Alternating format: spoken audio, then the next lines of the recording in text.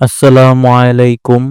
Stories of Islam বাংলায় আজ শোনাব এক প্রাচীন ধর্মগ্রন্থের কাহিনী, যার নাম ছিল জেন্দাবেস্তা। চলুন শোনা যাক সেই প্রাচীন ধর্মগ্রন্থের রহস্যময় কাহিনী। বর্তমান পৃথিবীতে প্রায় ৪,০০০ ধর্মীয় মতবাদ বা বিশ্বাস চালু আছে। এসবের মধ্যে একটি হল জরথ্রুস্টবাদ।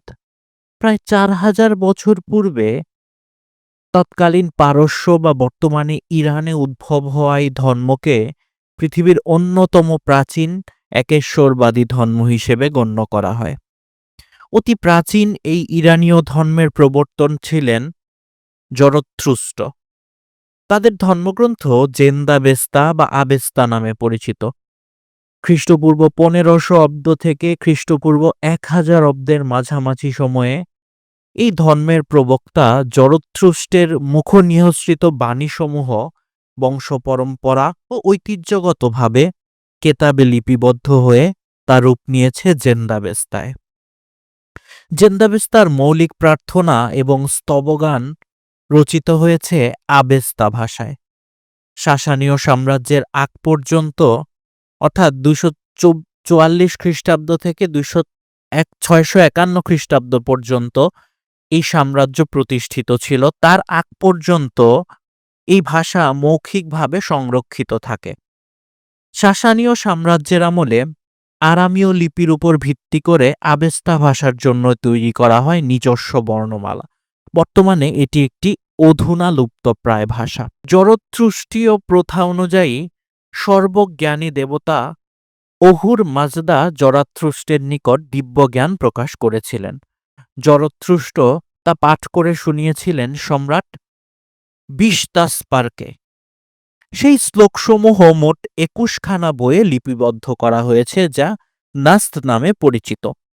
জরথ্রুষ্টবাদ রাষ্ট্রীয়ভাবে গৃহীত এবং বিকশিত হবার পর ধর্ম সংক্রান্ত মূল রচনার পাশাপাশি ধর্মীয় রীতিনীতি, ভাষ্য, প্রথা এসবের ধারণা উন্নতি সাধন ঘটে। আবেস্তার মূল প্রতিপাদ্য বিষয়গুলো লালিত হয়েছে আকেমেনিড সাম্রাজ্য ও সাসানীয় সাম্রাজ্যের আমলে জরথ্রুষ্টীয় পার্শ্বিকদের দ্বারা। প্রাচীন ইরানের প্রধান ধর্ম ছিল বহুস্বরবাদী এবং সেই ধর্মে অহুর মাজদা ছিলেন দেব সম্রাট। এই দেবতারা জোটবদ্ধভাবে লড়তেন সত্যের পক্ষে, বাধা হয়ে দাঁড়াতেন অশুভ শক্তি আংগ্রামন্যু ও তার দলবলের বিরুদ্ধে। অহুর মাজদা ও তার দলেরা সেবক হিসেবে পূজা অর্চনায় নিয়োজিত ছিলেন একদল পুরোহিত। অর্থাৎ এই যে অহুর মাজদা ছিল, তার দলের সেবক হিসেবে পূজা অর্চনা করত একদল পুরোহিত।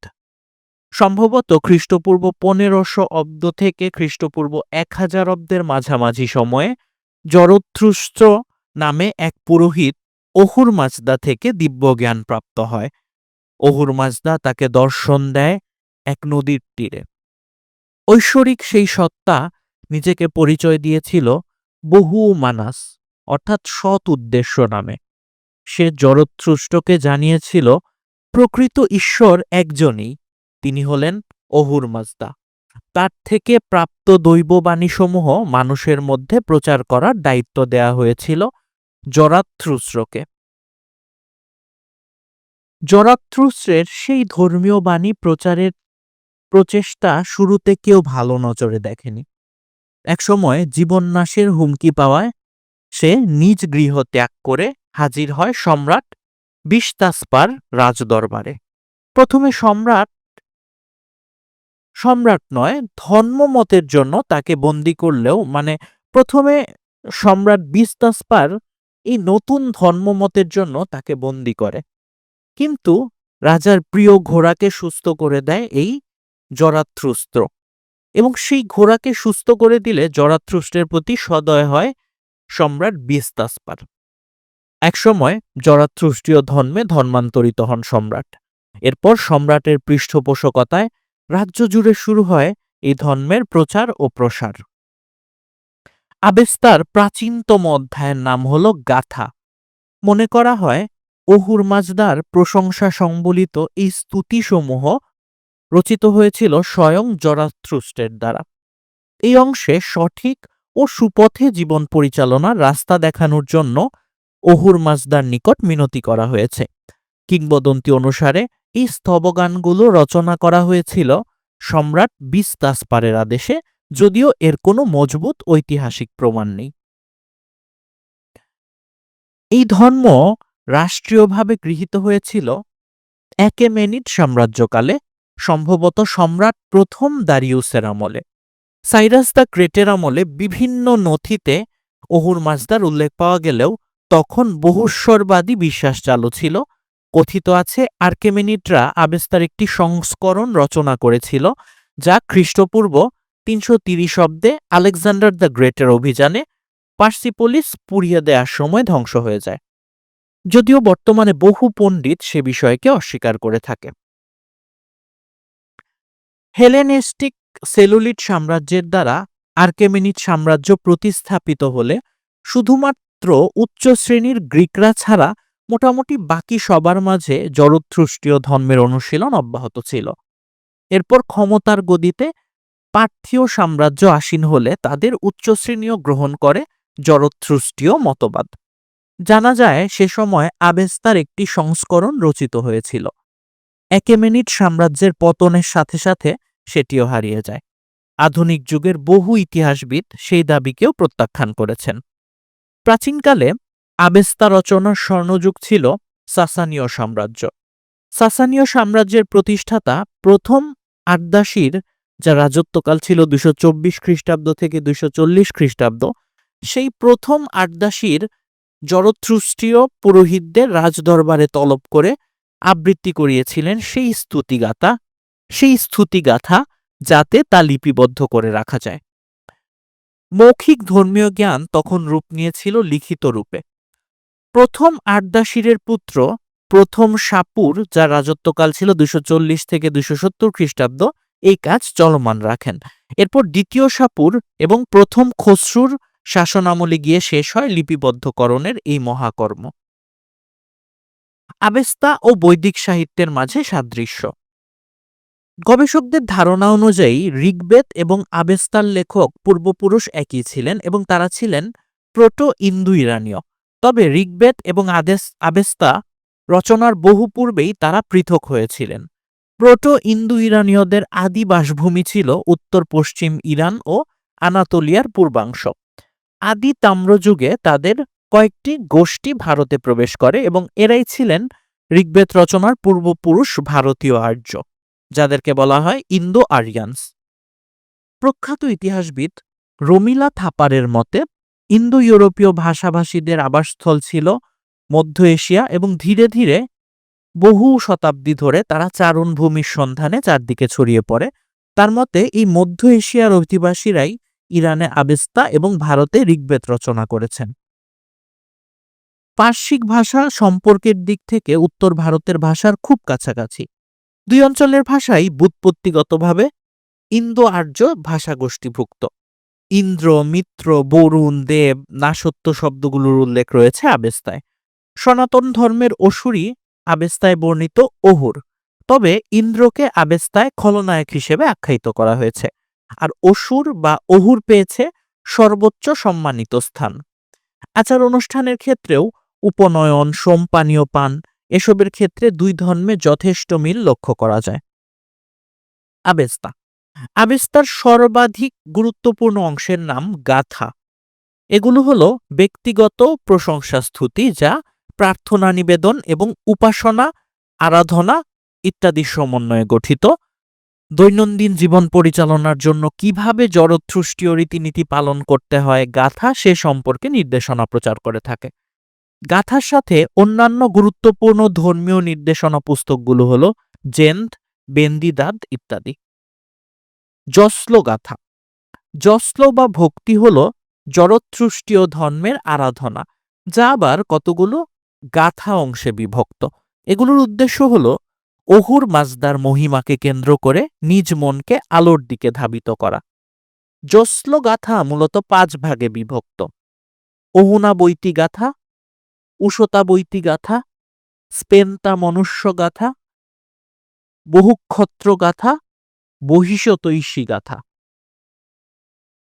বিষপেরাদ 23টি প্রার্থনা স্তব নিয়ে গঠিত বিষপেরাদ, যা জশ্ন সমূহের পরিপূরক হিসেবে কাজ করে থাকে।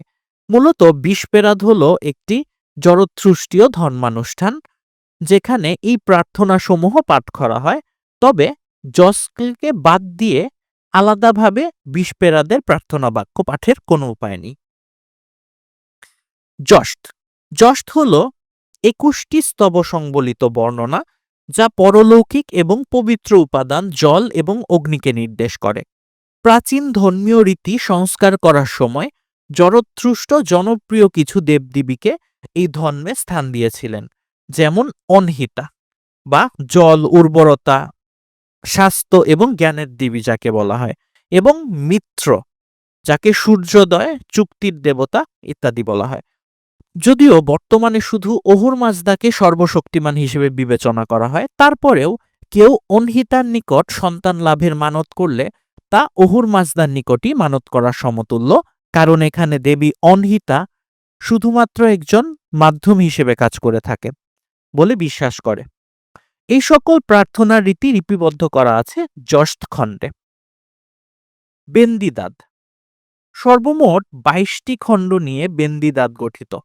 পুরাণ, প্রার্থনা, ধর্মানুষ্ঠান, গ্রহণীয় এবং বর্জনীয় আচার ব্যবহার, অশুভ শক্তির হাত থেকে প্রতিরক্ষা, অন্ত্যেষ্টিক্রিয়া ও শেষকৃত্য, অন্যের প্রতি সম্মান প্রদর্শন, দান খয়রাত সহ বহু বিষয় আলোচনা করা হয় এতে।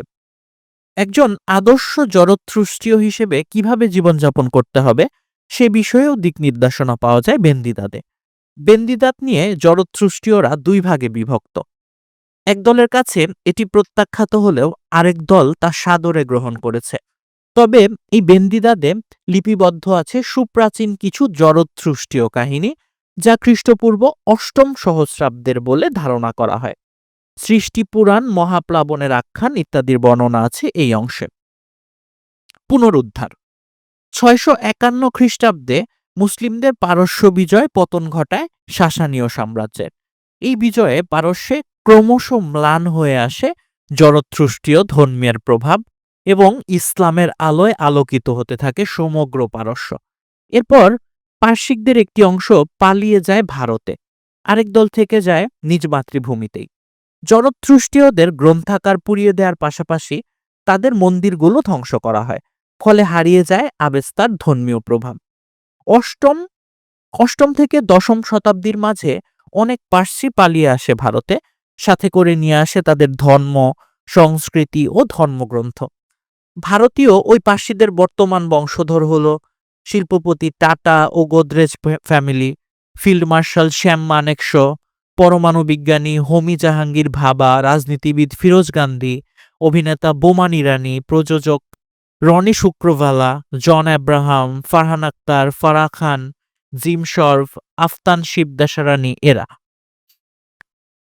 1723 খ্রিস্টাব্দে একজন বণিক ভারত থেকে আবেস্তীয় পাণ্ডুলিপি নিয়ে আসে ব্রিটেনে। ইউরোপিয়ানরা তখন বুঝতে পারে খণ্ডিত আকারে হলেও এই গ্রন্থের অস্তিত্ব এখনও বিদ্যমান। 1755 সালে এই পাণ্ডুলিপিটি সংরক্ষণ করে রাখা হয় বোডলেইন লাইব্রেরি অফ অক্সফোর্ড ইউনিভার্সিটি নামক একটি গ্রন্থাগারে। একসময় এটি নজরে আসে যুবক বয়সী ফ্রেঞ্চ পণ্ডিত ওকিটেল দুপেরোর।